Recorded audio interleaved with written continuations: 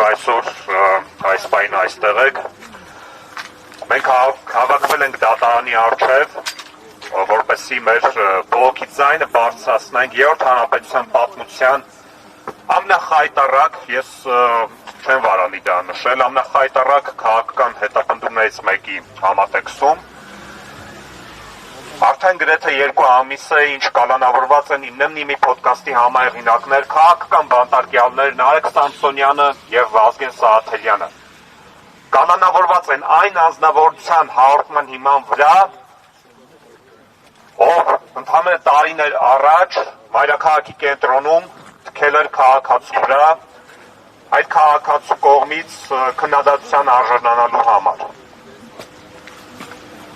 Նարեկ Սամսոնյանը եւ Վազգեն Սահաթելյանը կալանավորված են իրենց քաղաքական հայացքների, իրենց ընդդիմադիր խոսքի, իրենց ընդդիմադիր կեցվածքի եւ քաղաքական սուր քննադատության համար։ Նրանք կալանավորված են այն բանի համար, որ պատասխանել են ազգային ժողովի նախագահի պաշտոն զբաղեցնող անձնավորության վիրավորանքների։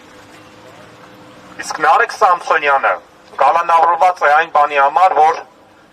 եթերում արտաբերել է հետույք բառը։ Հաստատի Հայաստանի Հանրապետությունում այսօր կա քաղաքական բանտարկյալ, ով կալանավորված է այն բանի համար, որ եթերում արտաբերել է հետույք բառը։ Այս համատեքստում, սիրելի հայրենակիցներ, տեղին է վերհիշել, թե գործող ռեժիմի ներկայացուցիչները ինչպիսի բառապաշար են օգտագործում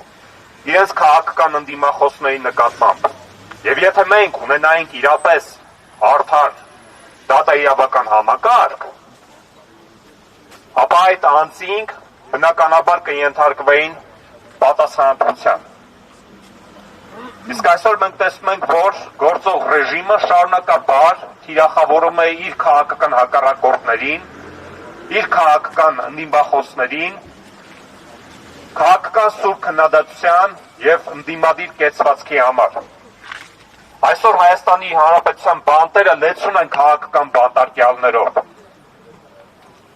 Կալանավորված են նաև 4 սրբազանները, կալանավորված են նաև համայնքապետեր, բազմաթիվ քաղաքական հասարակական գործիչներ, մեդիա դեմքեր, ինչպես նշեցի, քաղաքական բանտարկյալներ Նարեկ Սամսոնյանը եւ Վազգեն Սահաթելյանը։ Եվ ըստ էության Փաշինյանական վարչախումբը փորձ է անում Հայաստանում կառուցել կոշտ ավտորիտար համակարգ։ Իր իհեճուկս նրանց ջանքերի դա նրանց չի աջողվելու։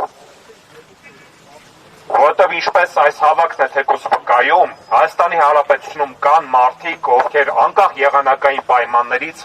պատրաստ են դուրս գալ Երևանի փողոցներ եւ իրենց բողոքի ձայնը արտահայտել ընդդեմ այս ռեժիմին։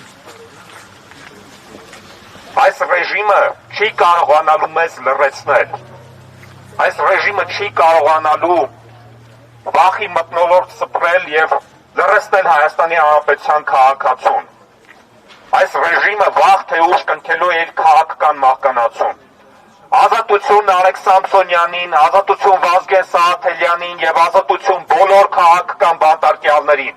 Ազատություն, ազատություն, ազատություն, ազատություն։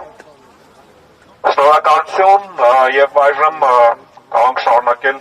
ճեպազրույցները եւ արդեն ժամը 2-ին կարող ենք գնալ դատական նիստերի դահլիճ։